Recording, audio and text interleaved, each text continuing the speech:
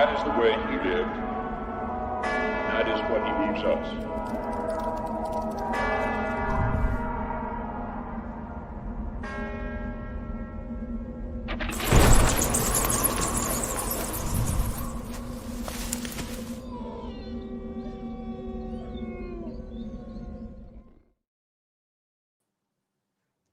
Wow. So producer Stanton knocked it out of the park with the intro. I mean, straight out the park. I wish, you know what?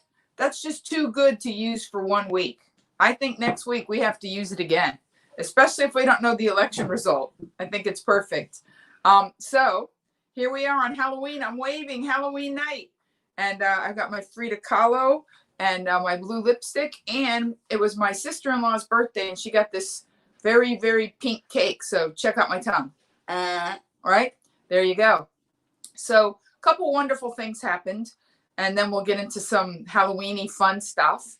It's not going to be the full hour because, to be perfectly candid with you, even though the show is called Talk of Our Times, I just didn't feel the need this wonderful Halloween to talk about news stories. I mean, let's be honest. How much has the news really changed in 8 months? It's like, we have COVID, people are getting COVID, the election's going to be a S show. You know, it's the post office is in trouble, postal workers have COVID, and it's a shit show. I mean, it's like, it's the same. You know, it's the same. It's like being a weatherman in San Diego. Sunny. Tomorrow's sunny. Guess what? Week from now, sunny. So, I mean, look. Stuff is starting to shake loose. But this Halloween, I opted to be here with you guys because I know that in Los Angeles, a lot of people are just saying, well, I'm going to make reservations at outdoor cafes so we can still get dressed up and stroll. Because anybody who's ever lived in California, especially Southern California, knows that Santa Monica, Halloween on Santa Monica Boulevard is the place to be. It's probably as big as Gay Pride. And with it being on a Saturday, which the last time it was on a Saturday was 2015. I know that because I got off the air on KFI and went straight there, and it was a party. It was a redonkulous party. And I actually performed there Halloween night 1997. So that's how long my history with the Santa Monica Halloween Carnival goes. And it's not 1996, excuse me, it goes back even further. And so the restaurants and cafes are all open, and, you know, people are going to find their way around. They're not going to be as careful as we had hoped. So I'm up here in San Francisco. I'm with my family. I'm in a room by myself. And when I'm not in this room, I'm with my family. So, you know, there's always next year. Halloween will be on Sunday next year. And hopefully we can do something a little different than this year. And in fact, I've heard rumors, because I haven't read the newspaper and I haven't seen it in the news because I don't look at local news. But that being said, the place where I got my toenails painted, you can't see my toenails, but I got them painted for the holiday. She owns a store in Beverly Hills, and she said that they were going to keep Beverly Hills closed for 3 days around the election, Monday, Tuesday, Wednesday. And I was thinking, we're not going to know. It really kind of doesn't matter. We're not going to know. So just so you guys know, the 3:30 on Tuesday is going to be from Disneyland. Downtown Disney is open. It's, you know, supposedly shopping and eating, just like shopping and eating anywhere else in Southern California. And I made reservations at Ralph Brennan's Jazz Kitchen for 4:15. I'm going to do the 3:30 live on Election Day from Disney. I think that would be very, very interesting.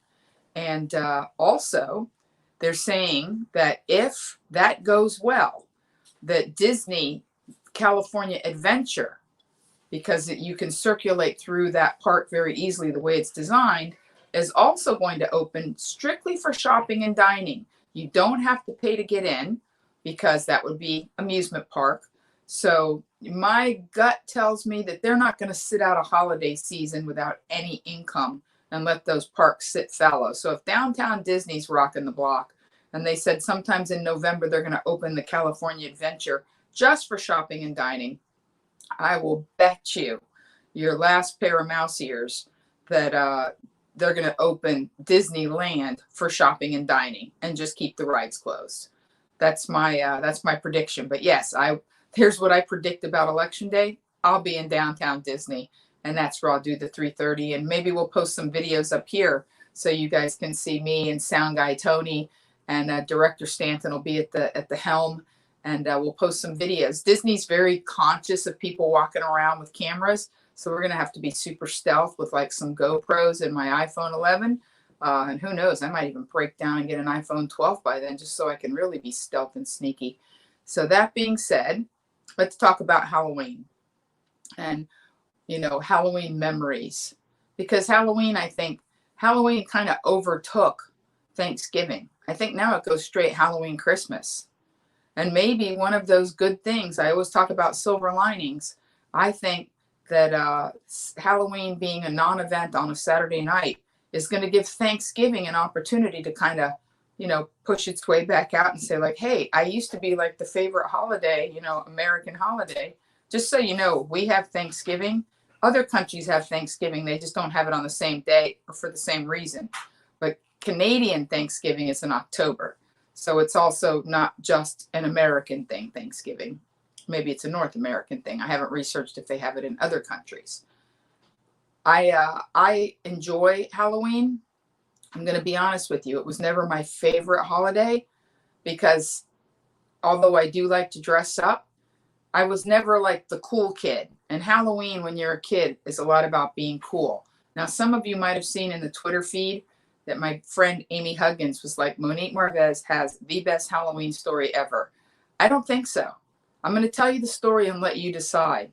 Yes, there are moments of horror and terror, and it's a good Halloween story, but it's not what you think. So here's the story. So when I was in 6th grade, we lived in a little community within a community called West Miami.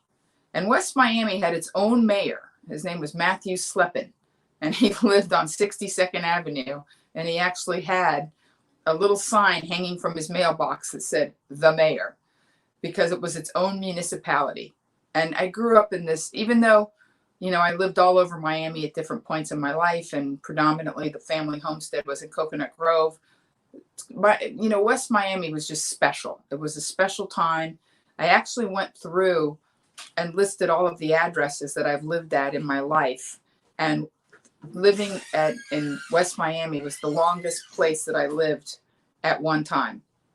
So I went to half of 5th grade, all of 6th grade, all of junior high, because that's what we called it then, not middle school, and my first year of high school, all in the same house. And I know that sounds goofy, but that's a long period of stability. It's like a queen's reign, it was a long, stable reign. And so I made great friends at that time, including, one of the 3:30 gang that comes on every day, Sharon. She was Sharon Liftschutz. Now she's Sharon Reinblatt, but, lifelong friend, my little first boyfriend, Robert Lasarica, and he pops in on the 3:30 gang. And it's just wonderful. It's just really wonderful to have that touchstone, that time. But it was a challenge too. My parents, got divorced, separated, remarried, and divorced again in that house. And, I'm an emotional eater. So the most I ever weighed as a child was in that house. So here's the story. My girlfriend, Bridget Potvin. And again, when I do these, I say last names because it makes it more real, and I'm allowed. They're real people. My girlfriend, Bridget Potvin, had somewhat of a challenging home life as well. And we were best friends. We bonded over challenges. And this is how I met Bridget. There was a girl named Barbara, and I was kind of a nerd, and I stayed after school and I banged erasers for the teacher, and I studied, and I was the one that cleaned out the hamster cage. I was that kid at Sylvania Heights Elementary School. And I'll never forget that I was walking out the back, because we had to go out the back door and then through the field, and then there was a back gate, and it was a shortcut to our house. And Bridget was about to have a fist fight with a girl named Barbara. And she took out her earrings and handed them to me and took some stuff out of her pockets and said, would I hold them while she beat the tar out of the other girl? And I was just a bystander. And I said, sure. So I was holding her earrings. And because I'm me, I kind of de-escalated the whole situation because I could tell neither one of them really wanted to fight. They had just gotten themselves into a position where they were going to fight. And so I diffused it. I gave her back her earrings. She was grateful that she didn't actually have to throw down. She was just an angry little Irish girl, and I was a chubby little Latina, and we bonded, and we cared for each other deeply.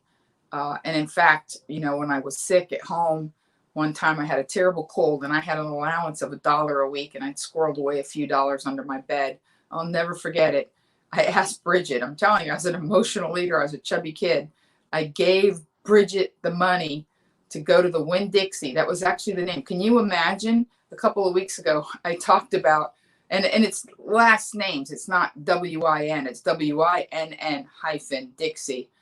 But the grocery store chain was actually called Winn-Dixie Quick Check.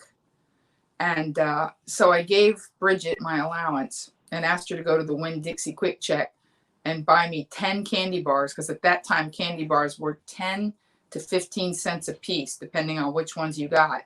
And I told her just to bring me an array. My favorite were Zero bars, which I don't even think they make Zero bars anymore, but it was some kind of weird nougat covered in white chocolate, or Snickers, which is still a lifelong favy. And I like Turtles. When I get candy, like Turtles and pralines, I just like that nutty flavor. So she went out and she got me the candy bars, and she came back. And we were besties.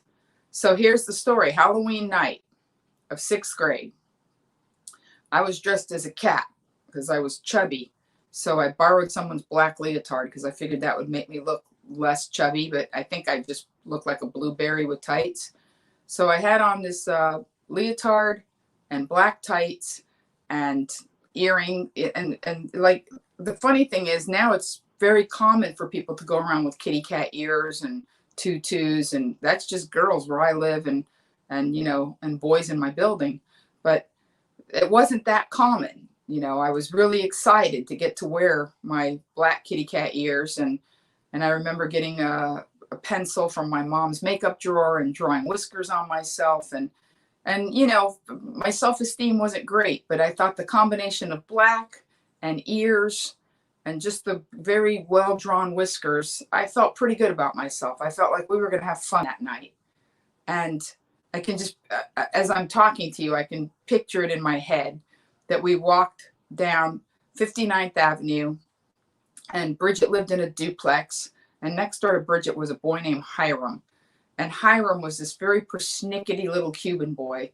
And I think he probably grew up to be one of nature's bachelors, if you get what I'm saying. But Hiram was a very persnickety, annoying child.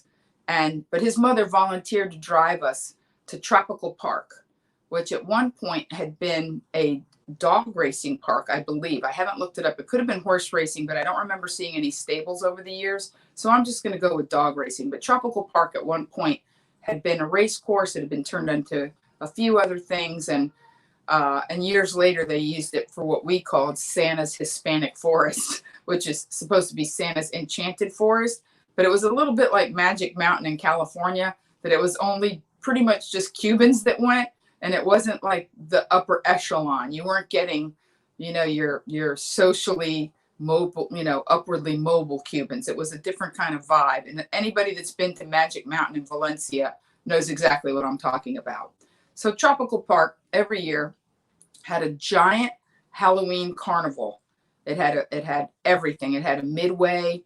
I remember the scrambler. I can picture the rides. I can picture how good it smelled. And we had been the previous year and just had the best time.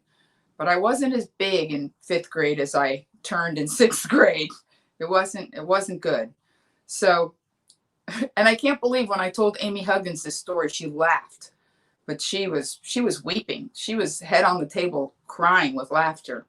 So we went, we were going to go to Tropical Park. We were so excited.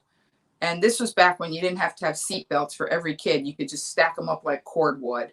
And Hiram's mother was like, I'll take you all. And they had some kind of Galaxy or some kind of car like that you could stack a bunch of kids in.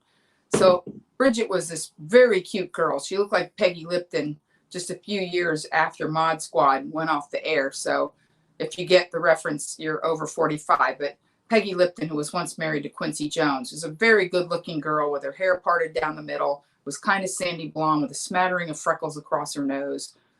In fact, she's the mother of, I can't remember the actress's name right now, but I'll figure it out and post it later. And maybe producer Stanton can look it up. Quincy Jones's daughter with Peggy Lipton, who's a comedic actress who's done a bunch of stuff. And you go, oh, that girl? But I digress. So, but Bridget was, what I'm saying is that I was blessed that Bridget was my friend, because she was considered the pretty, cute, popular girl, but she didn't know it because she was completely dinged up. So she had almost no self-esteem. And every time, like every time boys would flirt with her, she didn't even know that it was going on. So I was just grateful to kind of bask in the glow of the cute girl and be the charming, smart girl. So we were kind of a good pair, me and Bridget. So everybody was excited that they could. Rashida Jones. I knew producer Stanton would pull me out of the fire. Thank you, producer Stanton. So, all the boys were delighted that they could pile in Hiram's back seat and that skinny, adorable Bridget was going to lay across them. That's what happened. The car was full, and there were two people standing outside the car, and that was me and Hiram. And Hiram's mother very nicely in Spanish said, Hiram, you sit down. Imagine this world, like the back seat kids are stacked to the top, front seat, like she wasn't even worried about a seatbelt. She said, Hiram, you get in the car and squish in tight, put the seat back as far as you can. Keep in mind, there's probably 8 kids in the back seat, and Monique will sit on your lap. And Hiram said, why? Because she's a girl. She's bigger than me. She's going to smush me. And he stamped his foot in that way that people that in the future are probably going to be amazing hairdressers stamp their feet. And he just stamped it and said, no, he just wasn't going to let me sit on his lap. I was going to have to let him sit on mine or we weren't getting anywhere. And the whole thing just kind of came down to me realizing that I had really overdone it and that I was quite the chunkster and that I wasn't excited about going to the carnival anymore and that I didn't think I was cute in my outfit and the fact that I had really worked on my whiskers and my little black nose. Like the whole thing went straight out the window. So I just started walking home with my head down. I remember literally seeing the silhouette of my cat ears against the floor because I had my head down and we had a lot of street lamps in West Miami because it was that kind of community. So I just remember getting about, a quarter of a block away and Bridget screaming from the back seat, please come back, please, we'll figure it out. Because she was such a great friend and she loved me so much and I loved her so much. And I just wasn't going to have it. I wasn't having it. I was just, at that point, it was over when he stamped his foot and said I would smush him. And so I walked home in my cat outfit, completely dejected with my head down. And when I got to my parents' home, my mother's home, my parents were divorced at that point. My mother and my Aunt Iris, who was, maybe a little bottom heavy, but she had it going on. My Aunt Iris did, she did very well back in the disco days. And so did I mention this was 1973, Halloween night of 73? Like do the hustle, do. I mean, I think that was a little bit later, but you get the point. So when I got to the house, my mother and my Aunt Iris were kind of scurrying around the living room. And I was just barely wiping the tears out of my eyes. And I told my mother, she said, why didn't you go? Why didn't you go? And I was so happy because I had a little bit of allowance. And I think my mom even gave me like $5. I mean, I was going to have a good time. And she said, why didn't you go? And I told her the whole story about Hiram Alonzo stamping his foot and, all of that business. And my mom, and if she were in the room right now, she would say like, but it happened. My mom said, Well, that's because you are fat, and maybe you're going to do something about it now. Your Aunt Iris and I were actually on our way to join Weight Watchers. So at the end of the street on 8th Street and 59th Avenue was like this little civic center hall something next to a pool hall called Your Q. It was Your Q Pool Hall. I know because there was a guy named Danny Higginbotham who had bleach blonde hair when nobody had bleach blonde hair because he wanted to look like a surfer, but nobody in Miami surfs. And my cousin Lily used to hang around Your Q trying to get a load of Danny Higginbotham. My Aunt Iris was putting the kibosh on that because he was bad news bears. But the point is that from feeling amazing about myself, being so excited to go to Tropical Park, I could hear Barry White singing in my ear, like, never, never gonna give you up. Because that's the kind of music they play at a Midway where teenagers are starting to, are just excited to scare the crap out of you. You remember how you would go through the haunted house with your eyes closed and you put your hand in and they would tell you it was eyeballs, but if you peeked, you saw it was grapes. But they still scared you. They still managed to scare you, and I was excited about that. But there's nothing scarier than, at least they let me take my costume off, because that would have really been humiliating. But there's nothing scarier than being a 6th grader and walking into a room of fat middle-aged women and having to weigh yourself publicly. And they would give you this little folded paper, like a little fat passport, where every week they would give you a sticker that you showed up, and then they would weigh you, and then they would let you know if you were up or down from the previous week with a plus or minus.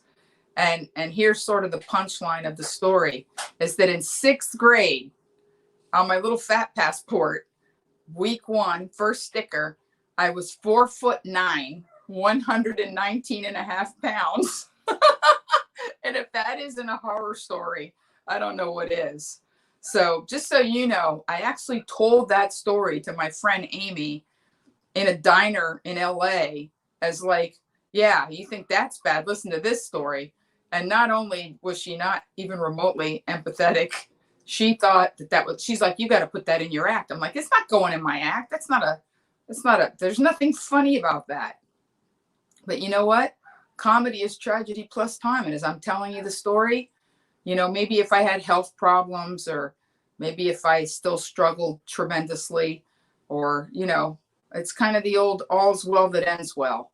So many things have changed since that Halloween. Here I am in San Francisco, a grown woman who weighs 127.4 pounds. So I literally weigh, 8.5 pounds more than I did in sixth grade. And I'm, much taller. And I'm healthy, and I'm happy, and I have a great relationship with my mother, and I've been blessed in so many ways. I would have never guessed then that I would be a comedian, and tomorrow's my niece's birthday. We're having a dinosaur theme, and that's exciting because we can pretend that the guests are extinct. If nobody shows up, we can just say, oh yeah, we stuck with the theme. The COVID comet, Marvez Halloween Party 2021. Is that what Jose Ortiz just posted? Yeah, let's do it. If we have a vaccine, herd immunity, or whatever else next year, we'll do a Halloween brunch that goes into the early evening. I'm down with that. Actually, I can use my rooftop in my building if I'm still in that building. And if not, we'll figure out something else. You just never know how your life is going to turn out. And even now, even right now, what I thought was the worst Halloween that ended up being hilarious to my friend Amy, and now is warm and heartfelt, and telling you the story made me think of so many wonderful things. My neighborhood, my friend Bridget.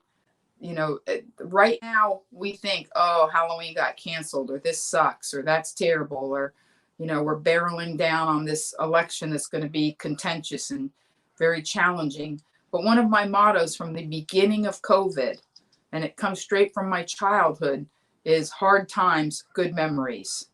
There's something about besting a challenge. There's something about, overcoming my parents' divorce, or, being a chubby child, or whatever challenges, and they weren't bad, and they weren't many compared to other people, but whatever challenges I've bested in my lifetime, believe it or not, those were always the opportunities to create the best memories. And I had a beautiful, beautiful day today. And I'm going to give you a little sidebar. For those of you who don't know the story, I talked about it 2 weeks ago, but it bears repeating. On our 3:30 gang, we have a girl who goes by Almost London. And she's her real name is Elena. And Elena reached out to me and said that she was very ill. And could we please put the 3:30 gang on it, for positivity or prayers or whatever we could muster. And at that time, she was in very bad shape. And at one point, after her cancer diagnosis, she could barely walk. Well, as luck would have it, and she's been a fan for many years, she lives in San Jose.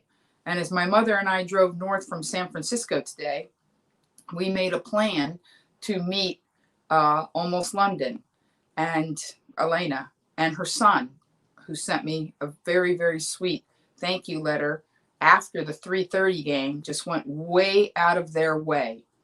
And I can't think of anything scarier than ill health, because I have a wonderful, wonderful fan who lives in Mississippi who sent me a text this week to remind me that one of my mantras is a problem that can be fixed by writing a check isn't a problem. And she said, as Zeta bared down on us, I kept thinking of you, because we were all in good health and we all had some place to go, and all we lost was some property. And a problem that can be fixed by writing a check isn't a real problem. And I think of Simply London, Elena, who felt that she had this situation bearing down on her. And, and I told her when I met her, I said, it was probably hard for you to ask for help. You seemed like it really took a lot to ask. But it's one of those, asking it is given. And she did. She asked for us to send her good vibes. Well, in that time, the outpouring from the 3:30 gang and their friends, and that's the way it went, have sent her everything from, prayers and goodwill and messages to a friend I've never even met her in person, but a friend of my family who I have not met, Diane, went out of her way to make her lasagna and take her son cookies. And I met her today. I met Elena today, and she walked across a parking lot with a heavy bag, and she stood strong, and she had her chemo pump actually going, and she looked strong and amazing, and like she's gonna live to dance at her son's wedding and then some. And that to me is overcoming something super scary. Whatever happens on Tuesday, I hope that we will be gracious as Americans to one another. And, and just like I say, I had and you can see the comment, it's pretty visible. I think anyone can see it. I had a person who watches the live stream say something very vocal about not wearing a mask and all the reasons why, and was very political and very strong. And I think that they expected me to answer harshly. And all I said was, you must do what you feel is right. And that person responded with kindness and said, the fact that you even acknowledged my comment, it was nice to be recognized. And all we can do is lead by example. So I think the world's going to be a lot scarier place when we put ourselves out for other people, when we remember that a problem that can be fixed by writing a check isn't really a problem. And when we remember that sometimes when people are very, very, very upset, it really has very little to do with what they think they're upset about. And any show of kindness will completely diffuse the situation. Like I kept Bridget from beating the crap out of Barbara all those many, many years ago, and made a friend that in the telling of this tale, I miss dearly and hope that she's well wherever she is in the world. So I hope you enjoyed the story. I hope you enjoyed the abbreviated show. And I'm sending you all the treats and love in my heart until next Saturday night. And if you're not a member of the 3:30 gang, feel free to go over to Monique Marvez official fan page. I'd love to have you. It's a great group of people. We're even considering having t-shirts made. That's Hector Baez, and I'm sure I can use his name because he won't mind, is working on a prototype. And we've really got some good things going on. So thank you for being here with me this wonderful night. Please stay safe. Let's avoid anything gratuitously scary that we can. And until I see you next Saturday night, love hard, forgive harder, and get as happy as you can, as fast as you can. Happy Halloween. Love you guys. See you next Saturday.